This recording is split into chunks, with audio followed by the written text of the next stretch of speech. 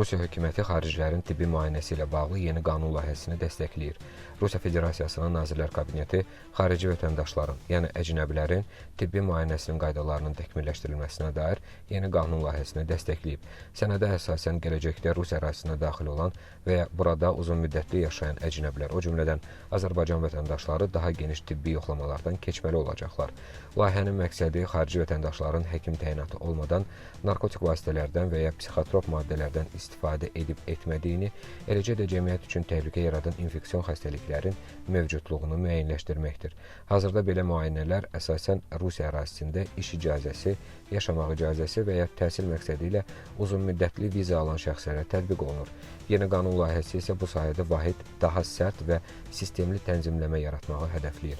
Bəs Azərbaycan vətəndaşları üçün nə dəyişəcək? Yeni qaydalar qəbul edildiyi halda Rusiyaya işləmək, təhsil almaq və ya uzun müddət qalmaq üçün gedən Azərbaycan vətəndaşları məcburi tibbi müayinədən keçməli olacaqlar.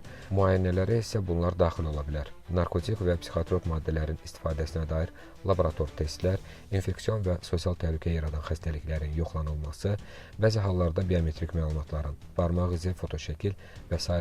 təqdim olunması. Bu tələblər yerinə yetirilmədiyi halda iş icazəsi və ya yaşamaq icazəsi ləğv edilə, viza rədd edilə, hətta deportasiya riski yarana bilər. Bununla yanaşı qısa müddətli səfərlər, turist vizaları və diplomatik nümayəndəliklər üçün bu tələblər tətbiq olunmaya bilər.